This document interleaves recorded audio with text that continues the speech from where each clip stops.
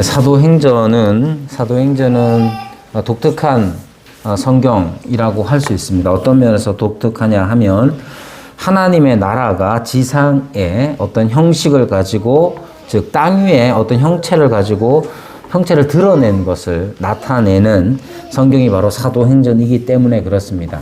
하나님의 나라라고 하면 우리가 너무 쉽게 죽어서 가는 어떤 내세를 생각하기가 쉽습니다만은, 하나님의 나라는 당연히 내세, 즉 다음의 세상, 우리가 죽음 이후에 펼쳐질 세상이기도 하겠거니와, 그것만이 아니고 하나님의 나라에 있어서 항상 강조점은 하나님이 다스리시는, 하나님이 친히 하나님이 되시는 그러한 통치의 주권이 하나님에게 있는 것이 드러나는 데가 바로 하나님의 나라인 것이죠.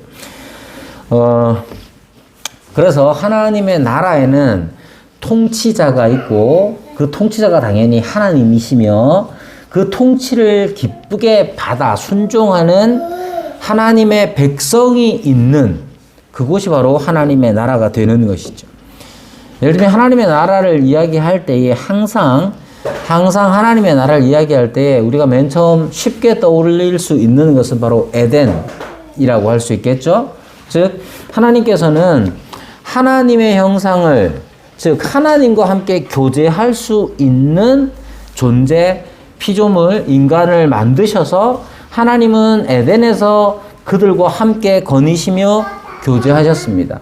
근데 이때의 교제라는 게 함께 하나님이 같이 계시면서 쎄쎄쎄를 하거나 무슨 숨바꼭질을 하거나 이런 게 교제라기보다는, 중요한 건 하나님은 우리의 창조주이시고 우리는 피조물이니까 하나님께서 우리와 교제하신다는 사실은 하나님이 우리의 하나님이 되시고 우리는 그분의 백성으로서 그의 통치에 순종하는 기쁨을 누리는 것, 그것이 바로 인간에게 있어서 이루어지는 하나님의 나라이겠죠.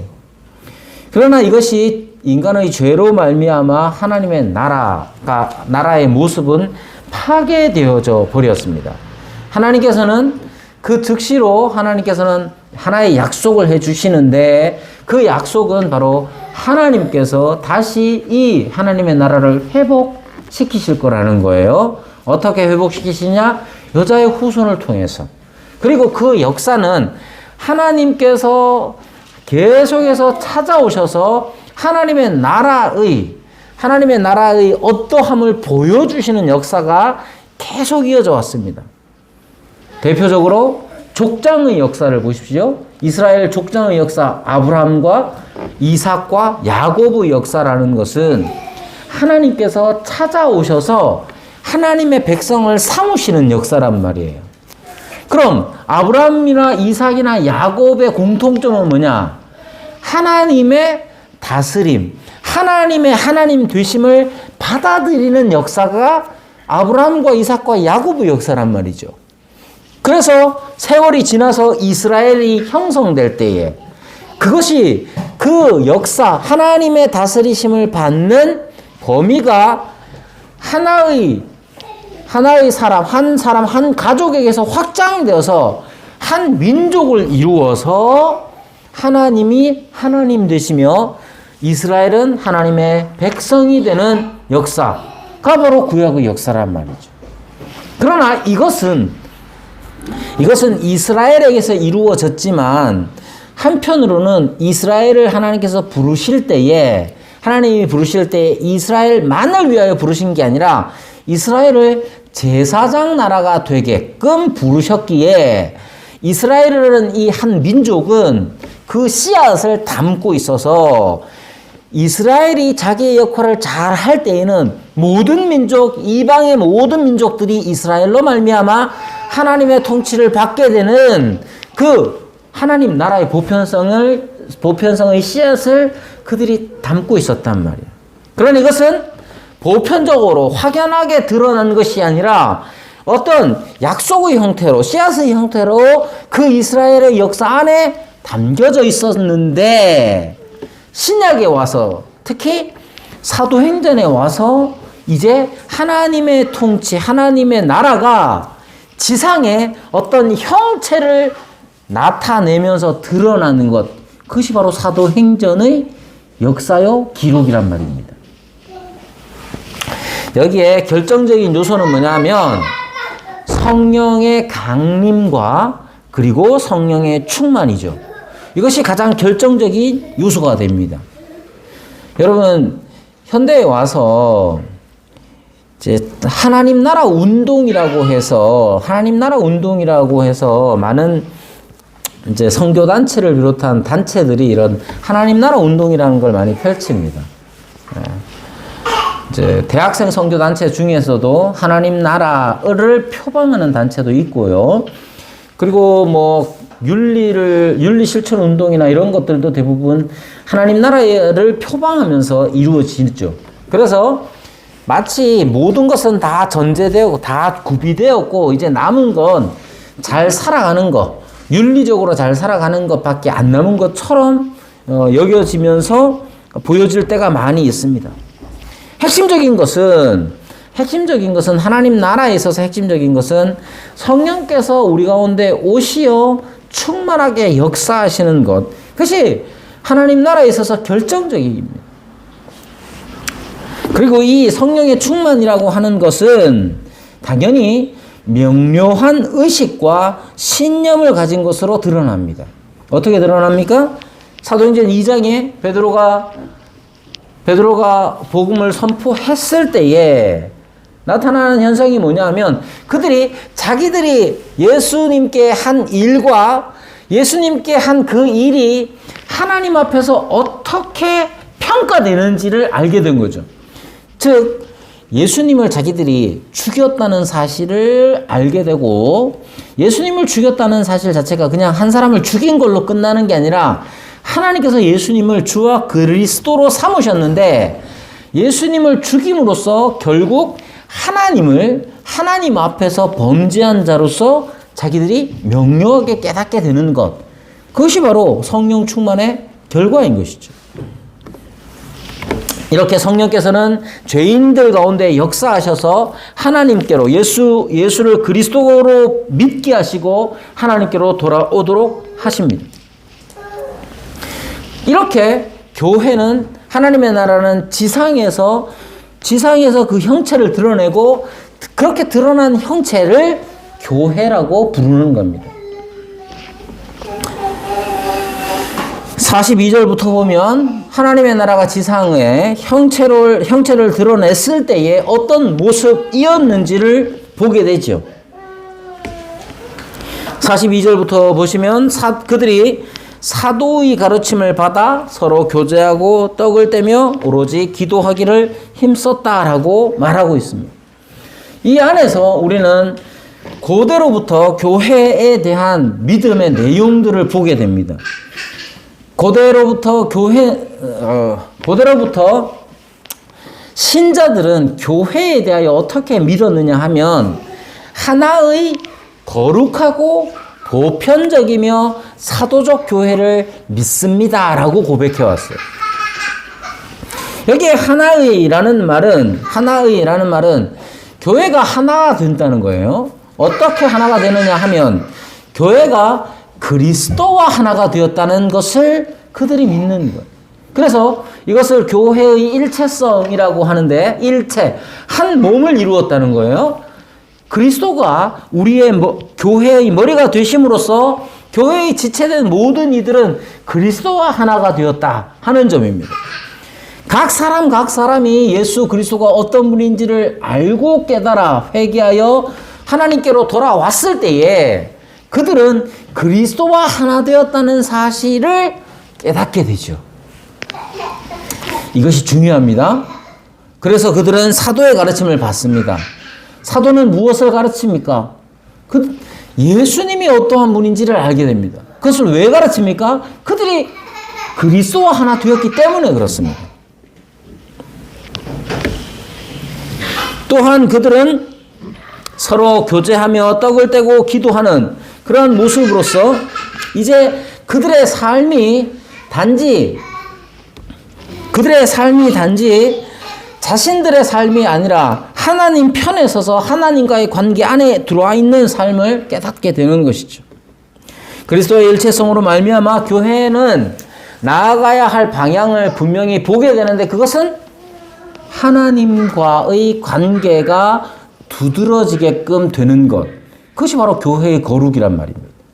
거룩이란 말은 단지 윤리적인 개념만이 아니라 우리가 윤리적인 것 자체도 하나님과의 관계 안에서 생각해야 되는 거예요.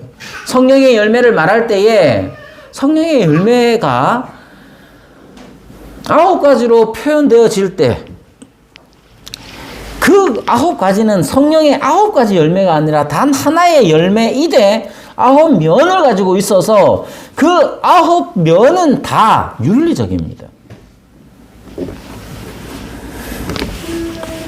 그러나 그 윤리 자체가 거룩이 아니라 하나님과의 관계 안에서 우리가 성령 안에서 하나 되었기 때문에 그런 윤리적인 것들이 나타나는 것이요. 그래서 하나님과의 관계를 바로 하는 것, 하나님 편에서 우리가 모든 우리의 삶의 행위들을 해 나가는 것이 바로 우리 교회의 거룩성입니다. 또한 이렇게 나아갈 때 누구든 어떤 사람이든 간에 그 사람이 어떤 신념을 가졌거나 어떤 삶을 살았거나 간에 모든 사람을 향하여 그리스도의 복음을 전파하는 것, 그것이 바로 보편성인 것이죠. 그래서 교회는 어느 누구에게나 열려 있어야 합니다. 우리 교회에 어떤 사람이 올 수 있느냐? 재단할 수가 없어요. 잘 믿는 사람도 오고 아니면 전혀 안 믿는 사람도 우리 교회 안으로 들어올 수 있어야 합니다. 남자만 들어오는 게 아니라 여자도 들어오고 누구든지 모든 사람에게 다 열려 있어야 합니다. 왜 열려 있어야 하냐? 모든 사람은 죄인이기 때문에 그렇습니다.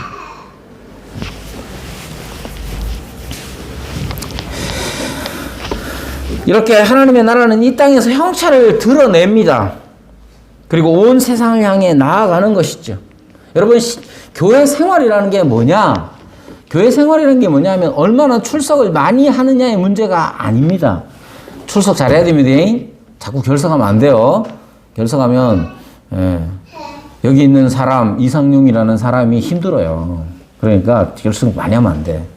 그러나 출석만 잘한다고 되는 게 아니죠. 뭘 위해서 출석하느냐가 중요하죠. 무엇을 위해서 출석합니까? 우리가 여기 예배에 와서 참석해서 교회로 모여서 우리가 그리스도와 하나라는 걸 계속해서 깨달아 알아가야 합니다. 그리고 우리가 하는 모든 일들이 우리 자신을 드러내는 게 아니라 우리가 하나님의 백성이라는 사실을 드러내야 합니다. 그리고 우리에게로 오는 사람들이든 우리에게가 향해 가던 사람이든 누구든지 간에 그리스도의 복음이 필요한 존재인 것을 우리가 절실하게 깨달으며 교회가 나아가야 하는 거예요. 교회가 어떤 일을 하든지 그게 전도 집회든 아니면 예배당을 건축하는 일이든 어떤 일이든지 간에 교회의 속성을 드러내야 하는 거예요. 그것을 계속해서 이 교회, 이 사도행전에서 계속해서 말하고 있는 겁니다.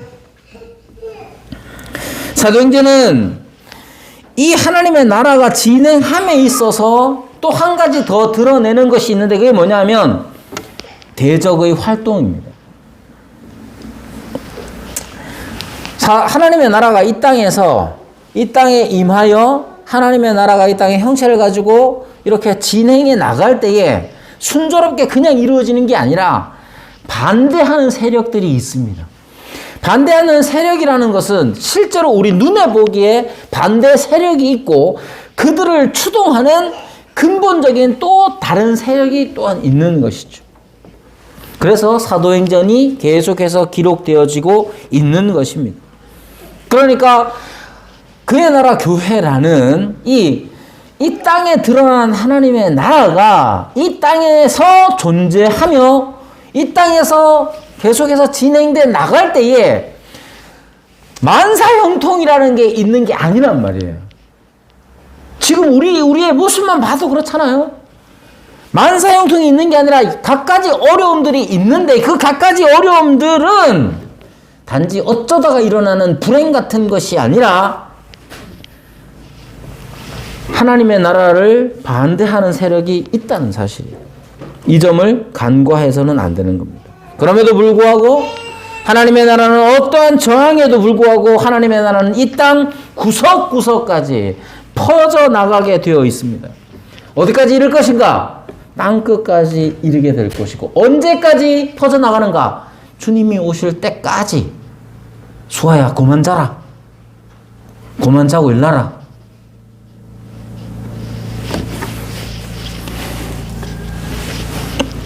자, 땅끝까지 하나님의 나라는 퍼져나가며 언제까지 퍼져나가게 되느냐면 주님이 오실 때까지 가게 될 겁니다.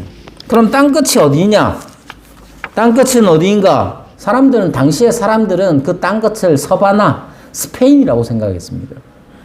왜냐하면 그 시대의 사람들은 자기들의 세상이라는 게 지중해권, 지중해 연안을 지중해를 중심으로 한 그 인근의 지역을 자기들이 갈 수 있는 땅이라고 생각했던 거예요. 그래서 서바나, 곧 스페인을 땅끝이라고 생각했던 것 같습니다. 실제로 그랬는지 안 그랬는지 이제 후대의 사람들이 그렇게 해석을 하기는 합니다. 한편으로 생각하면 당연하겠죠. 당연히 여러 가지 지리적 발견이나 이런 것에 있어서 한계가 있었으니까 우리가 가야 할 땅끝이 서바나, 스페인이라고 생각하는 것은 한편으로는 당연할 겁니다. 지금 우리는 어떻습니까? 우리는 이 하나님의 나라가 우리를 구속하시고 우리를 죄에서 건져주시고 당신의 백성을 삼아주시는 이 하나님의 은혜의 역사가 어디까지 미쳐야 하느냐? 어디까지 미쳐야 한다고, 지리적으로 어디까지 미쳐야 한다고 생각합니까? 우리의 땅끝은 어디인가? 여러분, 우리가 알고 있는 최대로 멀고 혹은 가장 가기 힘든 곳이 어디든지 간에 우리는 그것을 상상할 수 있습니다. 저는 그렇게 믿지는 않지만 저는 그렇게 안 믿습니다. 혹여 온 우주 중에 우리와 같은 이런 인격적 존재가 있다면 그들에게도 복음은 전해져야 된다고 생각합니다. 왜? 우리가 그것이 가장 소중한 것을 우리가 알기 때문입니다. 하나님께서 계시고 하나님 앞에서의 우리가 죄를 범죄한 죄인이요 하나님의 심판에 의하여서 죄를 범한 자가 영원토록 지옥의 형벌을 받을 거라고 우리가 성경이 가르쳐준 대로 믿는다면 모든 인격체는, 모든 인간은, 모든 생명체는 그리스도의 복음을 들을 수 있는 모든 생명체는 그리스도의 복음을 들어야 한다고 생각합니다. 그래서 그것이 어디든지 우리는 주의 복음을 전해야 하는 것이죠. 그러나 우리의 땅끝이 어디인가를 생각할 때에 바로 옆이 될 수도 있다는 사실을 기억해야 합니다. 중요한 건 우리가 어디에 있느냐, 어디로 가야 하느냐 보다도 중요한 건 우리 앞에 누가 있느냐, 우리 앞에 있는 사람이 누구냐가 더 중요한 것이죠. 멀리까지 갈 수 있다면 가야 합니다. 멀리에 있는, 내가 알고 있는 가장 먼 곳의 사람이 아직까지 그리스도의 복음을 듣지 못하고 그 사실이 나를 힘들게 하고 어렵게 한다면 그들에게 가야 할 가는 사람이 있어야 하는 거겠죠. 멀리까지 갈 수 있다면 가십시오. 하지만 가장 먼 곳의 사람이나 지금 내 앞에 있는 사람이나 모두 복음이 필요한 사람이라면 먼저 만난 사람에게 복음을 전해야 하는 것이에요. 사도들은 땅끝까지 가게 될 겁니다. 우리가 아는 대로 사도 베드로는, 여기에서 복음을 전하고 있는 베드로는 로마에 가서 죽음을 맞이하게 됩니다. 또 기록되지 않은 대부분의 사도들은 사실 어디까지 갔는지 몰라요. 기록해 놓은 경우가 별로 없습니다. 하지만 전설에 의하면 도마는 인도까지 왔다고 합니다. 그것이 사실이냐 사실이지 않냐가 중요한 게 아니라, 사실이냐 전설이냐가 중요한 게 아니라 그들은 자기들이 할 수 있는 대로, 갈 수 있는 대로 가서 누구를 만나든지 복음을 전했다는 사실이 중요한 거예요. 지금 여기서 갈 수 있는 사람 얼마나 있겠습니까? 여기서 복음에 열심인 장로님은 지금 어디까지 갈 수 있겠습니까? 장로님이, 아니면 집사님이 어디든 갈 수 있겠지만 어디로 가느냐가 중요한 게 아니라 우리 앞에 누가 있느냐, 그리고 그 사람에게 복음이 필요하냐, 그것이 중요한 것이죠. 오늘 본문은 그것을 말해줍니다. 사도들은 땅끝까지 이르러 내 증인이 되라 하시는 말씀을, 되리라는 약속의 말씀을 들었지만 지금 당장은 어디에 있습니까? 성전에 있어요. 1절에 보면 제9시 기도 시간에 이렇게 말합니다. 베드로와 요한이 성전에 올라갔다. 이 사람들이 왜 성전에 올라가고 있냐, 땅끝으로 가야 되지 라고 말하지 않습니다. 그들은 때가 되면 가게 될 겁니다. 하지만 지금 그들이 있는 그곳에 누구를 만나느냐가 중요한 것이죠. 여기에 9시라는 말은 9시는 오후 3시 저녁 소제를 드리는 시간을 말하며, 또한 이 시간에 맞춰서 그들은 기도를 했던 것입니다. 그리고 그들은 이제 성전으로 올라가는 길에 미문이라는 곳, 이 미자는 아름다울 미자입니다. 아름다울 미자인데 왜 아름다운 미자를 쓰느냐면 참 아름답게 꾸며진 문이라고 해요. 이 성전에는 여러 마당이 있는데 사람들이 올 수 있는 그 신분에 따라서 올 수 있는 곳이 달랐습니다. 그래서 성전으로 들어서면 성전 자체가 마당을 구성하고 있는데, 첫 번째가 이방인의 마당이라고 하고, 그 다음에 지나면 이스라엘 부녀자들이 들어갈 수 있는 곳, 그 다음 지나면 이스라엘 남자들이 갈 수 있는 곳, 그 다음 지나면 레위인들이 갈 수 있는 곳, 그 다음 지나면 이제 성소, 그래서 제사장만이 들어갈 수 있는 곳, 이렇게 이제 구분을 해놨습니다. 미문은 이방인의 마당에서 부녀자들, 이스라엘의 부녀자들이 갈 수 있는 그 경계를 나타내는 것이고, 여기에 높이가 23m라고 해요. 23m의 높은 문을 만들어서 여기에 만들었는데 노쇠로 만들었다고 합니다.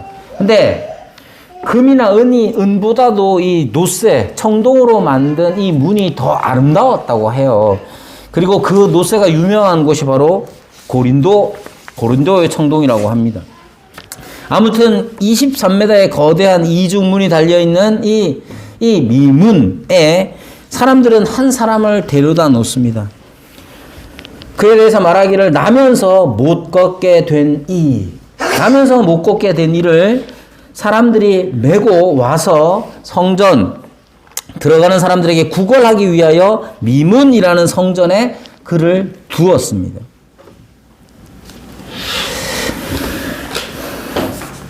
이 사람은 나면서부터 못 걷게 된 사람이니까 선천적 장애를 가지고 있는 사람이었겠죠. 4장 22절에 의하면 이 사람은 40여 세나 되었다라고 말합니다. 그러니까 40여 년 동안 나면서부터 장애를 가지고 있었기 때문에 전혀 걸어본 적도 없고, 그에 따라서 이 사람의 다리는 굉장히 사용하지 않았기 때문에 연약하고 다리를 제대로 쓸 수 없는, 힘도 없고 다 쇠퇴한 그런 상태였을 것입니다. 그런데 어떤 일이 일어나느냐면 이 사람이 그 자리에서 걷는 일이 일어납니다. 우리가 잘 아는 바처럼 그는 구걸하는 사람이었고, 사실은 구걸밖에 할 수 없는 사람이었겠죠. 그래서 구걸 자체가 나쁘다라고는 생각하지 않습니다. 그는 그에게 익숙한 대로 지나가는 사람을 붙잡고 구걸을 하거나 아니면 그저 지나가는 사람들의 양심에 맡겨서 자기의 생활을 하는 그런 사람이었습니다. 그래서 그날도 그는 베드로와 요한이 성전에 들어가려고 함을 보고 그들을 향해 구걸합니다. 특별히 베드로와 요한을 특별히 알아봐서라기보다는 모든 사람에게 하는 그 동일한 일을 했던 것이죠. 자기가 살기 위해서. 그러나 이번에는 달랐던 것은 베드로와 요한은 그를 보고 말합니다. 우리를 보라. 그리고 우리를 보라 하고 반응하는 사람들을 향해서 이 사람, 이 장애를 가진 이 사람은 무엇을 얻을까 하여 바라보게 될 때에 베드로는 말합니다. 은과 금은 내게 없거니와 내게 있는 이것을 네게 주노니 나사렛 예수 그리스도의 이름으로 일어나 걸으라 라고 말합니다. 그러자 그는 걷게 되었습니다. 이걸 한마디로 하면, 한 단어로 표현하면 기적인 것이죠. 기적.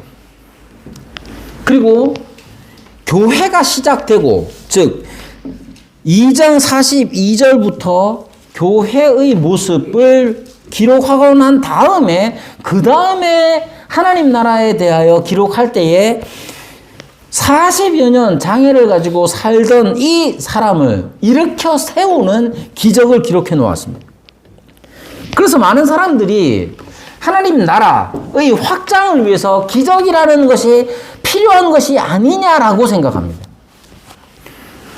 어떻습니까, 여러분은? 하나님 나라의 확장을 위해서, 즉 교회의 확장, 교회의 성장을 위해서 하나님의 기적이라는 것이 필요한가?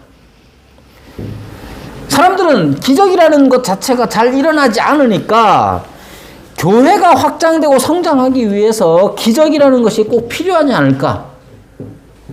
있으면 더 좋은 것이 아닌가? 이렇게 생각할 때가 많습니다. 그러면 반대로 다르게 생각한다면 하나님의 나라라는 것이 기적으로 확장되고 기적이 하나님의 나라를 위해서 꼭 필요한가도 생각을 해봐야 하는 것이죠. 그러나 여러분, 기적이라는 것이 과연 어떤 의미가 있는지를 먼저 생각해 볼 필요가 있습니다. 우선 기적이 무엇이냐를 생각할 때에 무엇보다도 하나님의 능력, 하나님의 권능의 나타남으로 발생하는 것임을 기억해야 합니다. 여기에 보면 40여 년, 40 이상이 된 사람이 평생 동안 서지 못한 사람, 다리 근육을 사용하지 못한 사람이 즉시로 일어나는 일은 의학적으로, 물리적으로 불가능한 일이죠. 잘 아시다시피 누군가 오래 누워 있었다. 그냥 원래 선천적 장애가 없는 사람도 후천적으로 오래 깁스를 하거나 아니면 오래 누워 있으면 재활훈련이라는 게 필요하단 말이에요. 그런데도 불구하고 성경이 기록하는 것은 즉시로 그가 걸었다 하는 점입니다. 7절에 보면 오른손을 잡아 일으키니 발과 발목이 곧 힘을 얻고 뛰어 서서 걸으며 그들과 함께 성전에 들어가면서 걷기도 하고 뛰기도 하며 했다고 기록해 놓고 있습니다. 따라서 이 사실이, 이 기록된 내용이 실제의 사건이라고 우리가 믿는 우리에게 있어서는 하나님께서 행하시는 하나님의 권능의 역사임을 우리가 받아들이고 믿습니다. 이걸 우리는 의미적으로 생각하지 않습니다.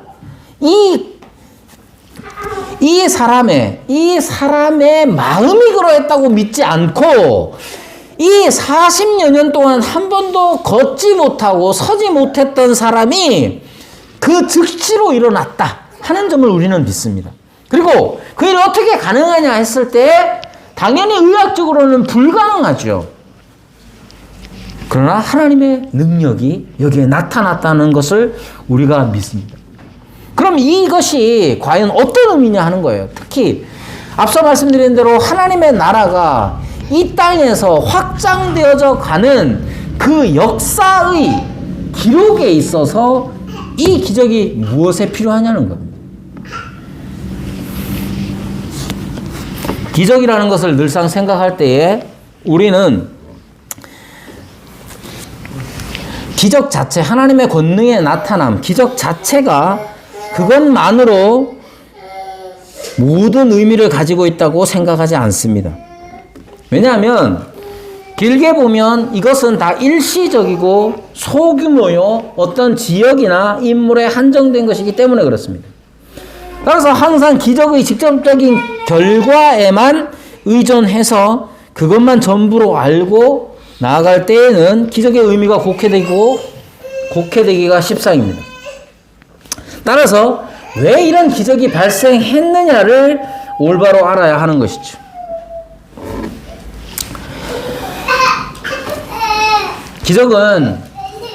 기적 자체를 우리는 부정하지 않습니다. 지금도 마찬가지예요. 여러분, 기적 자체를 우리는 부정하지 않습니다. 이런 사람들이 지금도 나을 수 있느냐? 나을 수 있다고 저는 믿어요. 나을 수 있다고 믿습니다.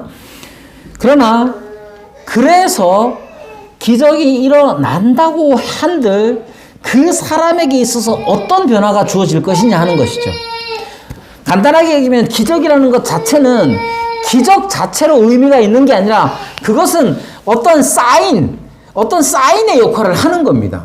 여기에서는 어떤 역할을 했느냐 하면 40년 동안 앉아있던 사람이 일어났어요. 어떻게 일어날 수 있었느냐 하면 하나님께서 능력을 베푸셨기 때문이라는 거예요. 그래서 기적 자체가 하나님의 능력을 나타내는 단서인 것이지 기적 자체가 목적이 아니고, 또한 이러한 기적이라는 단서는 무엇을 표하느냐 하면 하나님의 참된 능력을 표하는 겁니다. 40년 동안 일어나지 못한 사람은 무엇을 의미하느냐? 하나님 앞에서 올바르게 반응할 수 없는 사람을 나타내는 것이죠. 그러면 이 기적, 40년 동안 서지 못한 사람이 일어서서 하나님을 찬양했다면 하나님을 알지 못하고 하나님에 대하여 반대했던 사람조차도 하나님을 향하여 서며 하나님을 찬미하는 사람으로 변화될 수 있다는 기적을 나타내는 것이에요. 그래서 11절부터 보면 솔로몬의 행각에서 베드로가 복음을 전하는 내용이 나옵니다. 그 결과 어떤 일이 일어납니까? 수많은 사람들이 또한 주님께로 돌아오는 그 역사가 일어나는 것이죠. 뿐만 아니라 여러분, 기적이라는 걸 생각할 때에 기적이 아무리 일어나도 사회의 상태에 따라서 다른 의미를 가지게 됩니다. 여러분, 누군가가 기적처럼 병이 나았다고 칩시다. 여기 있는 우리는 예를 들면 이런 거죠. 우리 교회에서 김영애 권사님이 마지막을 준비하라는 병원에, 그것도 서울대병원에 의사의 말을 듣고 가족들이 다 올라가서 인사를 하려고 다 올라갔어요. 근데 지금 회복되셔서 다니고 계시잖아요. 그럼 이것을 기적이라고 말할 수 있는데 다른 사람들은 뭐라고 말하겠어요? 다른 사람들은 이거 기적이라고 말 안 합니다. 의술이라고 말하고 의학이라고 말하죠. 그러니까 기적이라는 것은 사회의 상태에 따라서 다른 의미를 지니게 됩니다. 하나님께서 왜 사도행전 앞부분에서 이런 역사를 많이 일으키셨느냐 하면 사도행전 뒤로 가면 또 기적이 안 나타나요. 기적이 잘 안 나타난단 말입니다. 왜 이런 특별한 역사를 이루셨느냐 하면 그때 당시에 사람들이 하나님의 역사를, 하나님의 권능을 받아들일 만했기 때문에 그렇습니다. 지금 여기에서도 기적이 일어난다고 치면 모든 사람들이 다 하나님께서 행하셨습니다 라고 믿느냐? 그렇지 않아요. 어떤 사람들은 운이 좋다고 말하기도 하고 어떤 사람은 기술로서 그 모든 것을 이해하려고 하기도 합니다. 여기에 있는 우리도 별반 다르지 않을 거란 말이에요. 믿음에 따라 다를 수 있단 말이에요. 따라서 기적 자체의 목적을 두지 않아야 하는 것이에요. 기적은 일어날 수 있습니다. 우리가 기도함으로써 그 기도의 응답으로써 하나님께서는 김영애 권사님을 회복시키신 것처럼 그 어떤 어려움 속에 있는 사람도 회복시키실 줄로 믿습니다.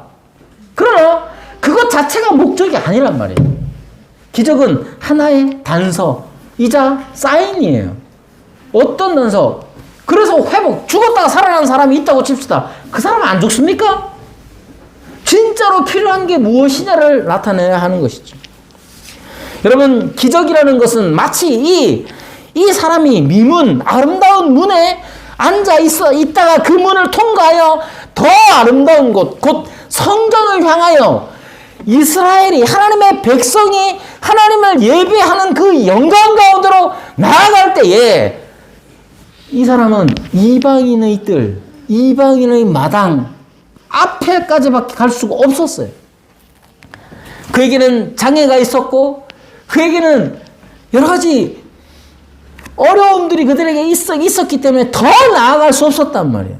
기적이란 더 아름다운 것, 참된 아름다운 것이 있음을 보여주는 사인과 같은 거예요.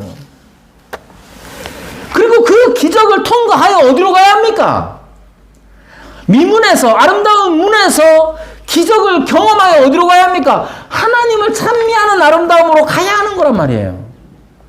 기적은 그런 역할을 해야 하는 겁니다. 우리가 기적을 바랄 때 그저 신비를 추구하기 위해서 기적을 구하는 게 아니에요.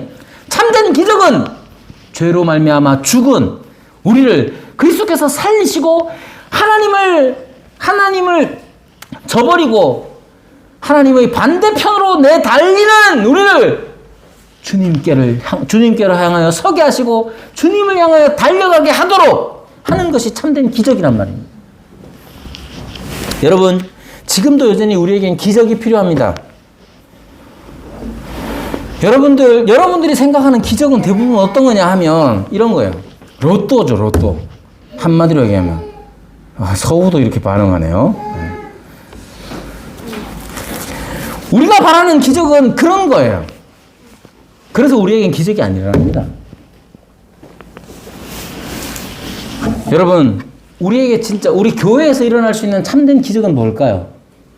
여기에서 기적은 최종적인 목표가 아닙니다. 그럼에도 불구하고 우리가 행해야 할 그리고 추구해야 할 기적이 있는데 그것은 사랑이라고 생각합니다. 여러분, 이건 모든 사람들에게 먹히는 기적이에요. 우리 교회에서 기적이 일어난다면 사랑이라는 기적이 일어나야 합니다.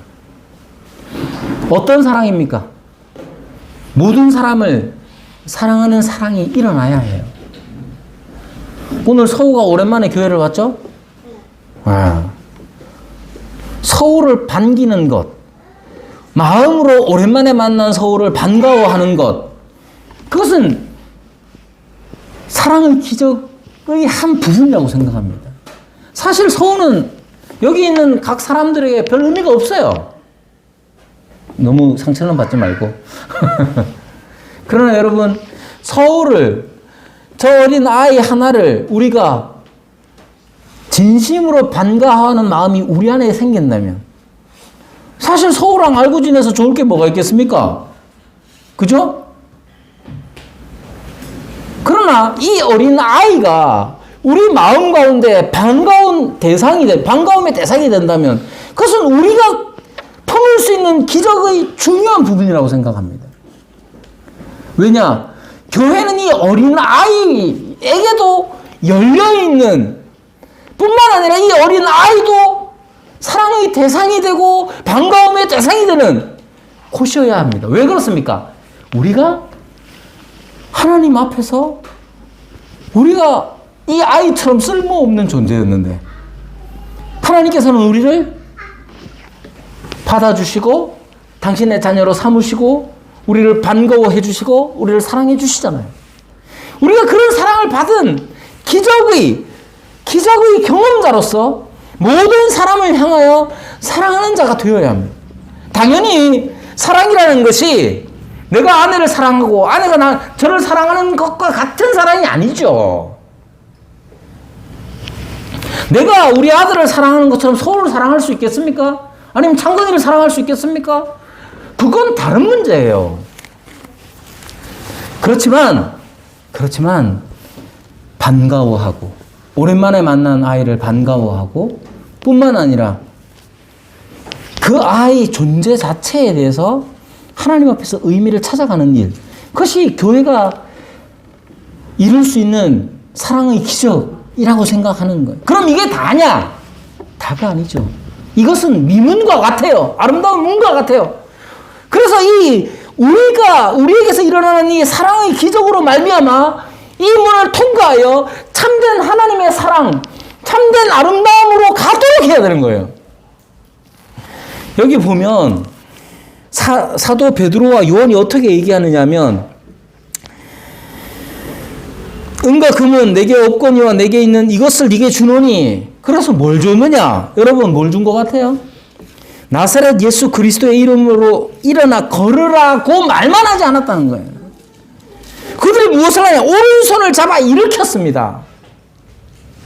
여러분 이건 신인 협력을 얘기하는 게 아니에요. 우리가 줄 수 있는 최대한의 것을 줘야 합니다. 가장 귀한 것은 예수 그리스도이죠. 그러나 예수 그리스도와 함께 우리의 손을 내어 그 장애인을 잡아주는 일 또한 필요한 거예요. 사랑의 기적은 그렇게 일어나는 겁니다.